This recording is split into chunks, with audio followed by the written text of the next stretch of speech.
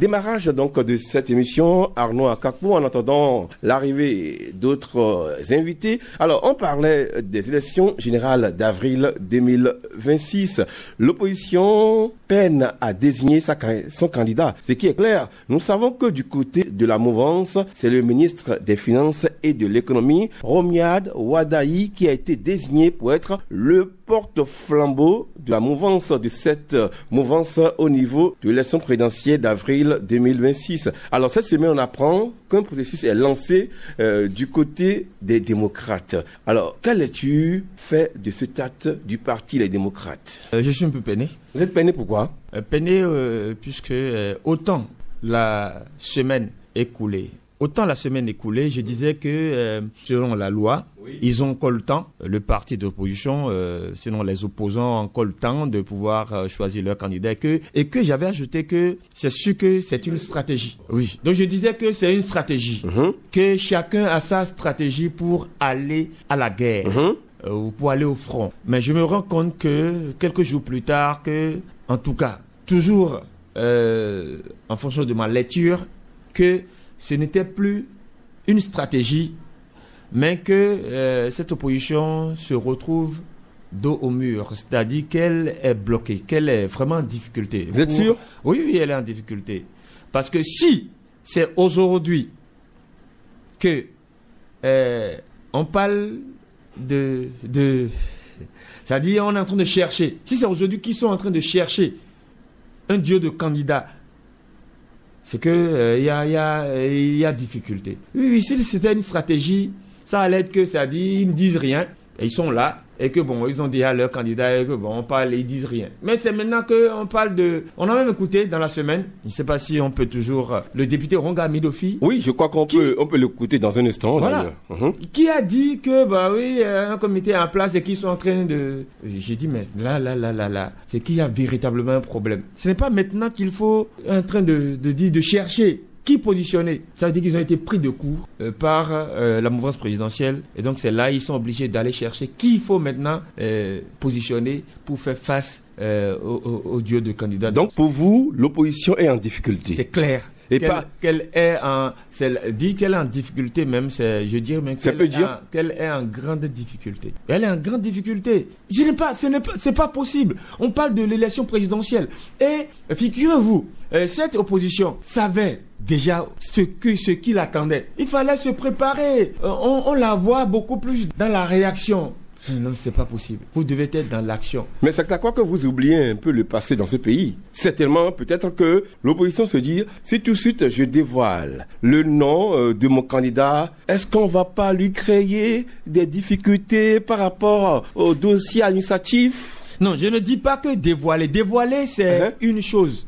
D'accord? Mais l'avoir soi-même, c'est-à-dire avoir son candidat ou ces candidats-là, en est une autre. Alors, dévoiler, c'est encore autre chose. Ok, merci. Merci à nous. Ils n'ont pas encore... Merci à nous, à Kakpo. Merci, Jacques Yedafou Koutiémé, entre-temps, a fait son entrée dans le studio Prased et Thomas Bouya. Yeah. Alors, nous allons vous donner la parole dans un instant. Mais avant cela, on va écouter le député, l'honorable Ronga Midofi du parti Les Démocrates. La question qui lui a été posée, que se passe-t-il au sein du parti Les Démocrates? Les députés de ce principal parti de l'opposition serait-il sur le point de claquer la porte? Que se passe-t-il? Écoutons l'entretien qu'il a accordé à notre cher collègue Maurice Guédénon. C'est une interprétation, s'il vous plaît. Je pense que les 28 députés sont toujours ensemble, travaillons ensemble. Monsieur le journaliste, vous savez très bien que le délai du dépôt des candidatures, je pense que ce délai n'est pas encore expiré. Aussi, nous avons notre agenda et personne, je dis bien personne ne peut nous contraindre à modifier notre agenda. Donc nous suivons bien notre agenda et nous évoluons dans notre timing. Vous dites le 12 octobre, aujourd'hui, je pense que nous sommes le 24 septembre. Donc, il y a encore une semaine ou 2 semaines entre le 24 et le 12.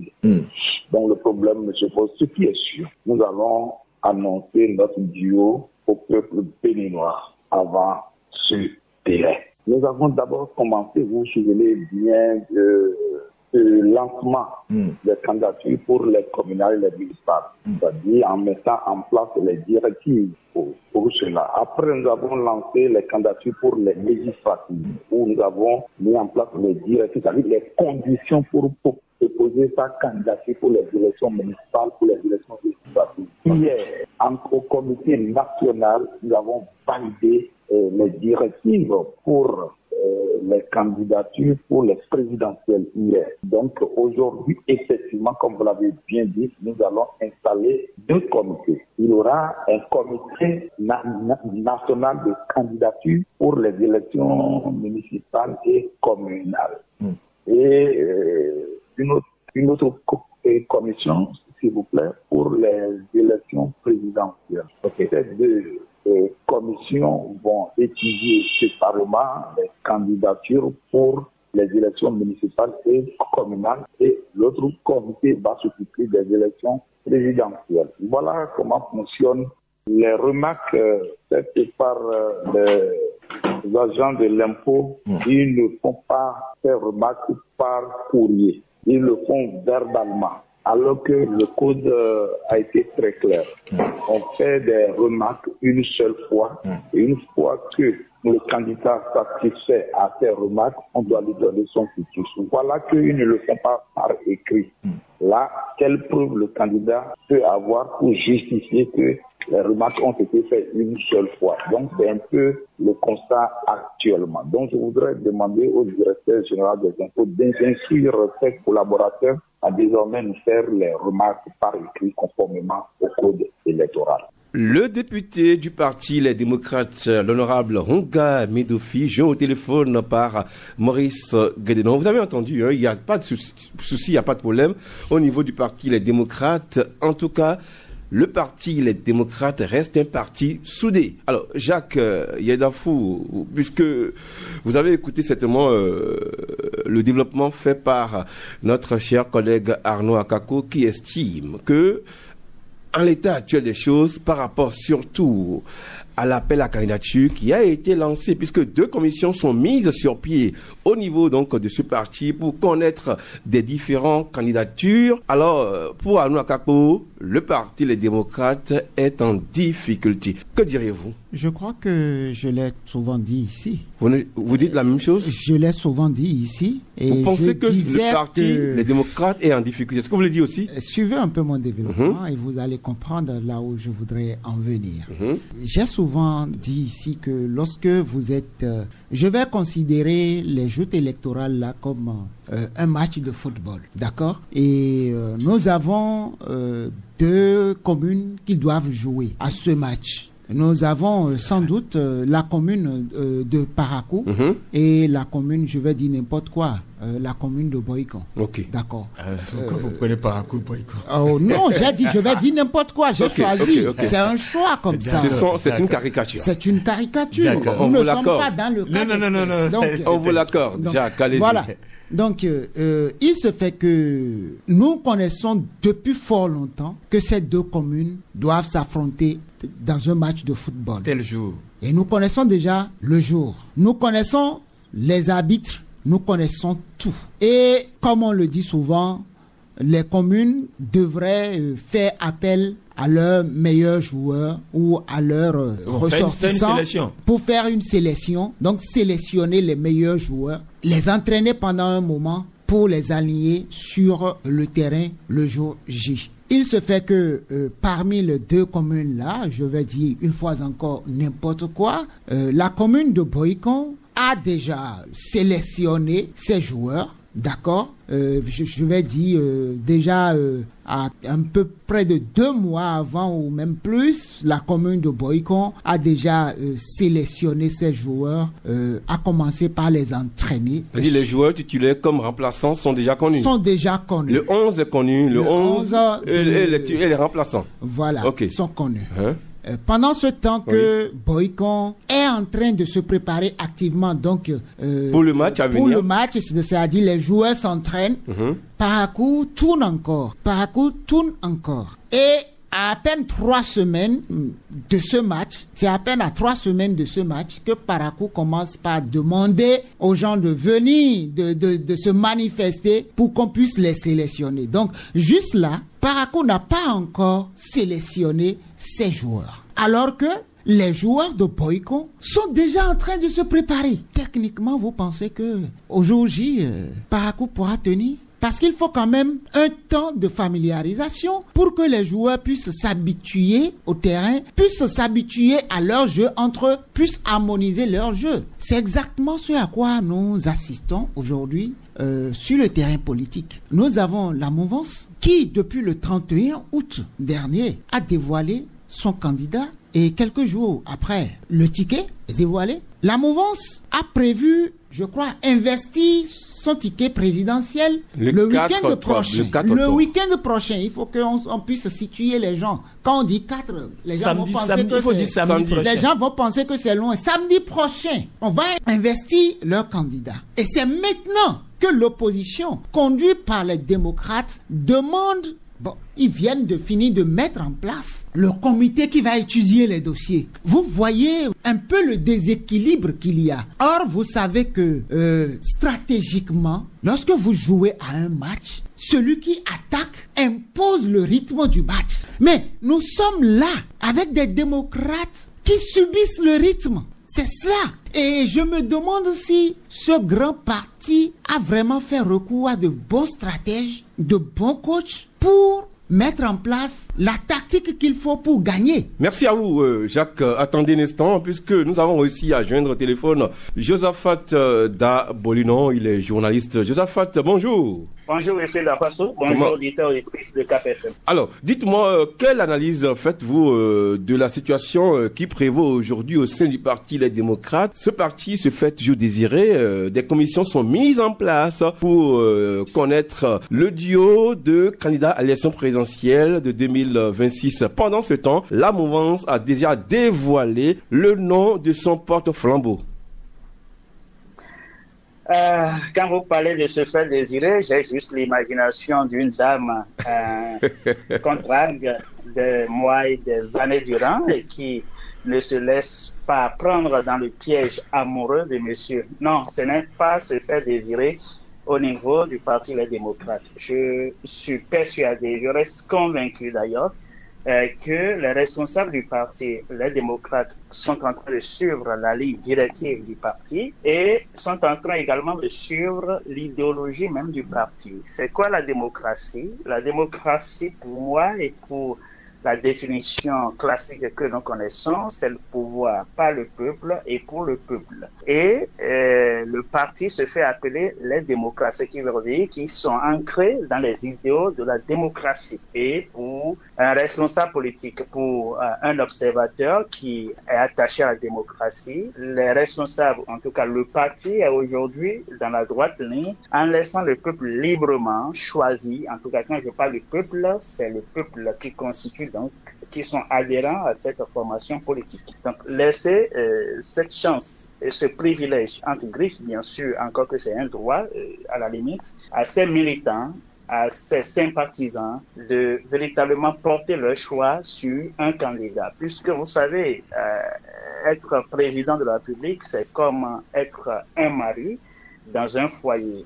Vous êtes jeune fille, vous êtes jeune homme, vous choisissez mal votre conjoint, c'est que vous allez impacter toutes les décisions que vous aurez à prendre pourront impacter négativement sur votre vie, c'est-à-dire la vie à vous deux, et sur la vie de vos progénitures. Donc, prendre un président qui ne serait pas en mesure véritablement aujourd'hui de diriger ou d'être à la hauteur, ce serait faire un mauvais casting. Et pour ne pas arriver à ce niveau, le Parti Les Démocrates, mettant en place ces différents comités, pourrait désormais être sûr que les membres du comité, de façon impartiale, de façon professionnelle et de façon démocratique, ont pu quand même désigner quelqu'un.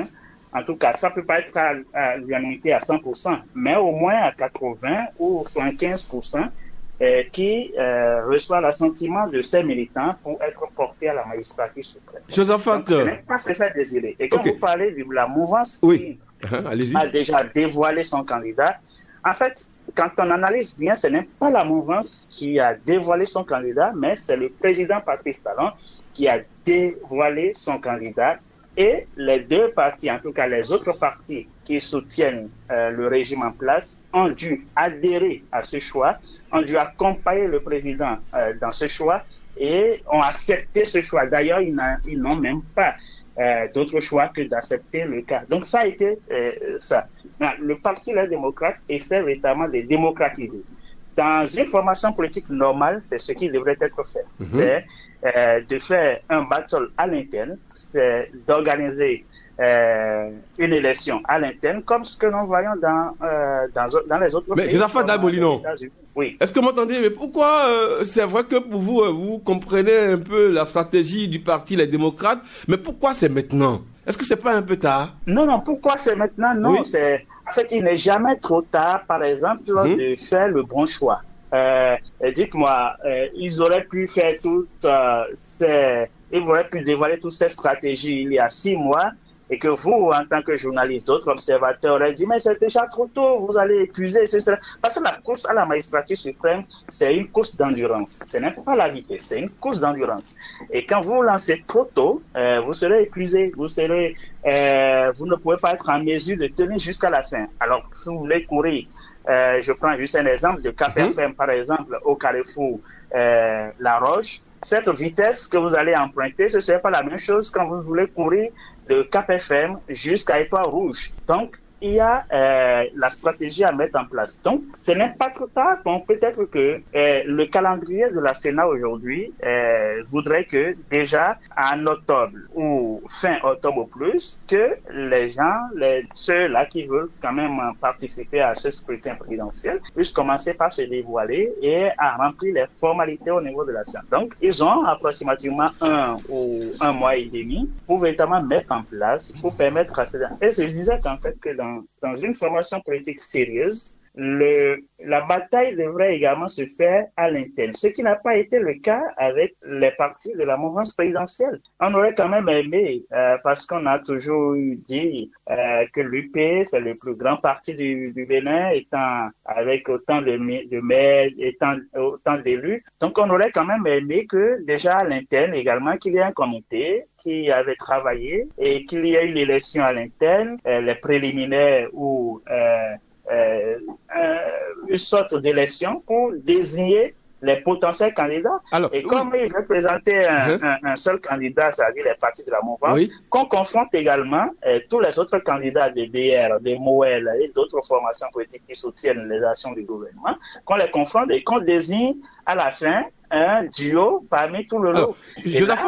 On va dire, oui, nous sommes dans un processus démocratique. Ça a vraiment marché, ce qui n'a pas été le cas. D'accord.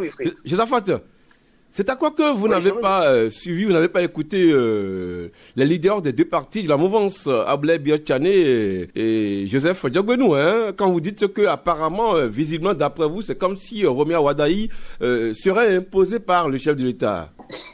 Je n'ai jamais utilisé le mot imposé. Ah, d'accord. Il a dévoilé. Je retire alors ce mot. Ok. D'accord. Voilà.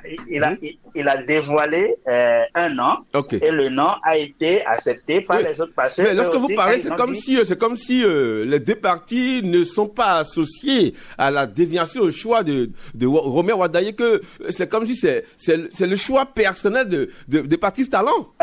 Oui, c'est la façon ne me faites pas dire ce que je n'ai pas encore dit, mais je prends un exemple pour illustrer ce que vous semblez demander. Allez-y. C'est vous qui êtes à la commande de l'émission Regard les samedis. Et dans votre bureau, vous élaborez les sujets à aborder chaque samedi. Vous essayez de convoquer les journalistes qui devraient intervenir sur votre émission, sur la tranche de Regard là.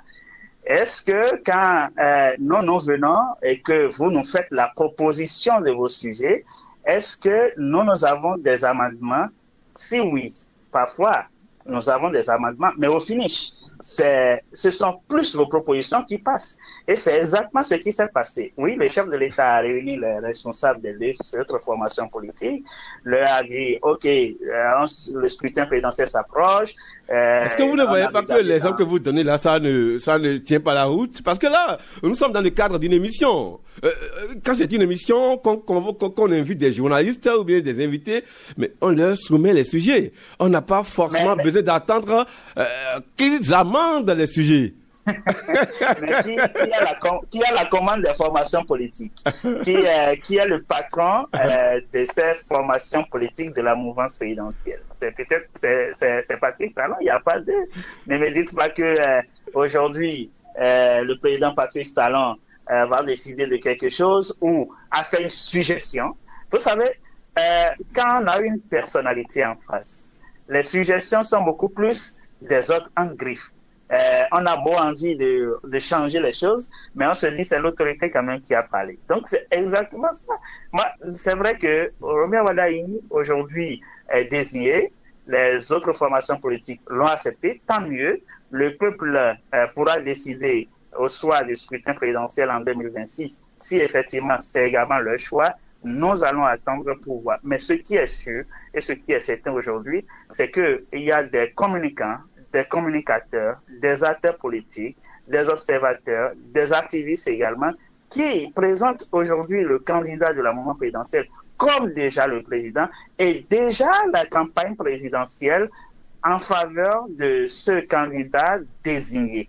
Encore que c'est désigné, nous n'avons pas encore la certitude qu'il pourra remplir toutes les conditions au niveau de la Sénat pour être accepté sur la liste définitive. Donc, il y a encore du chemin à faire. C'est une occasion pour moi de solliciter les gens qui déjà s'agitent pour faire une campagne précoce. Et parce que nous assistons déjà à ça, de se calmer, de mettre un peu de l'eau dans les mains. Et ce qui concerne le parti Les Démocrates, je crois que ce n'est pas encore tard. Ils sont dans un processus, donnons-leur le temps et ensemble, vous et moi, allons encore analyser parce que le choix de la personne sera quand même discutable. Merci à vous. Que ce soit quelqu'un de connu, que ce soit quelqu'un de moins connu, il y aura forcément des discussions autour. Mais ce qui sera quand même bien, que cette personne, que ce choix de duo puisse au moins avoir 65, 70 ou 75% l'assentiment des militants de cette formation politique. Merci à vous, Josaphat Da Bolinon. Merci d'être intervenu sur cette émission Regard par rapport à cette actualité relativement à la désignation du duo de candidats à l'élection présidentielle d'avril 2026 par le parti Les Démocrates. Alors, Jacques Yedafou, vous étiez en train de parler, hein? Oui. Vous voulez réagir à ce qu'il a dit? Non, c'est son opinion. Moi, je n'ai pas réagi par rapport à ce qu'il a dit. Je donne mon opinion également, ça s'arrête là.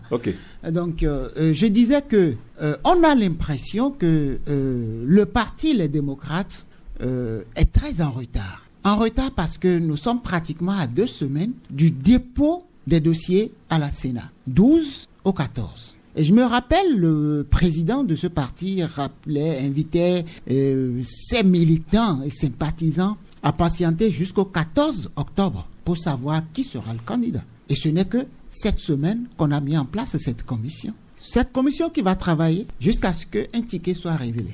D'accord? Alors, je pense que le parti, honnêtement, en matière de stratégie,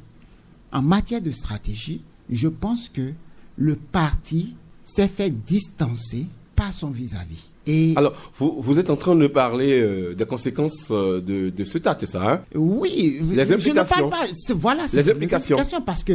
Donc, vous voulez dire que Romier Wadaï, visiblement, va prendre une longueur d'avance sur le terrain, c'est ça? Pour le moment, je ne parle même pas encore de Romier Wadaï. Ah, vous ne parlez pas de ce candidat? Je dis, le parti de l'opposition s'est fait distancer. Vous allez constater, nous sommes au Bénin. Et comment se passe une élection présidentielle? Le groupe sortant défend un bilan. Vous avez entendu, Josaphat, il dit que ce n'est pas une question de vitesse. Hein?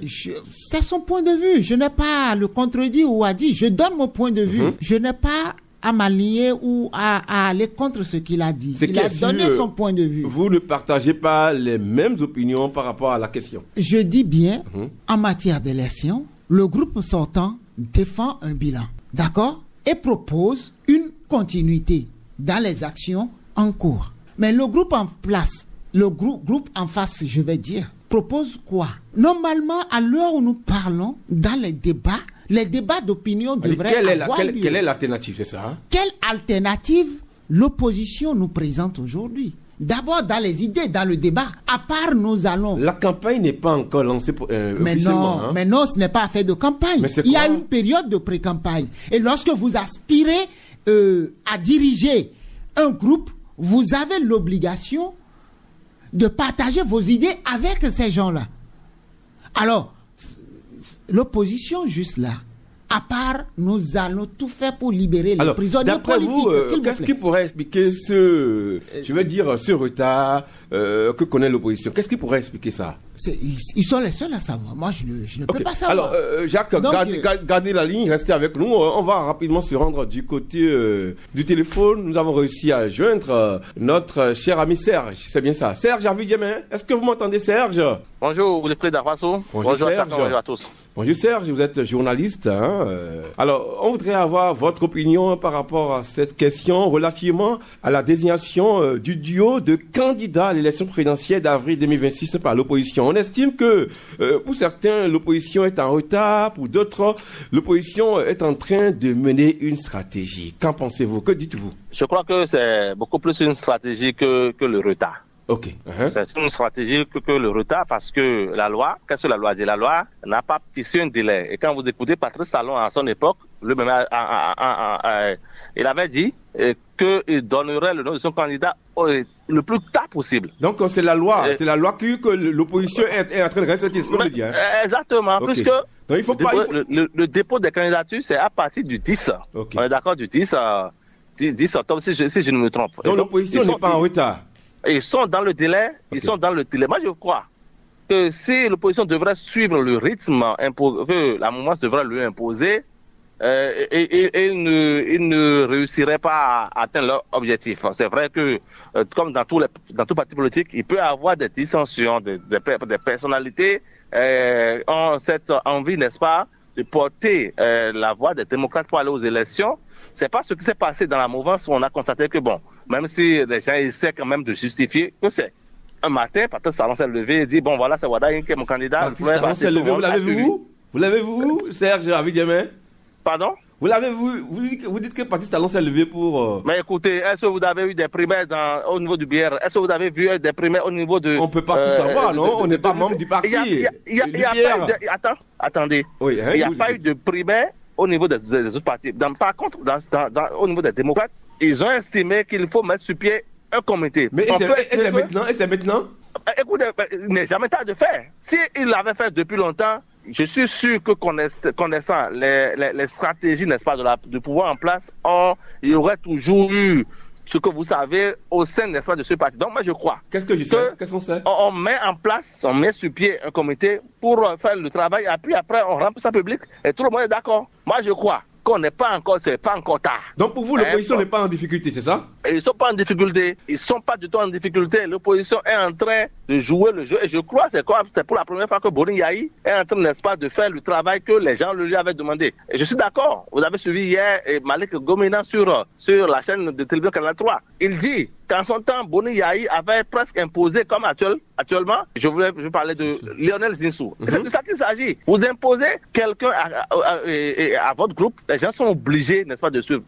Permettez-moi de faire le débat un peu de la mouvance présidentielle. Vous voyez combien de fois les gens sortent pour justifier le choix de Wada.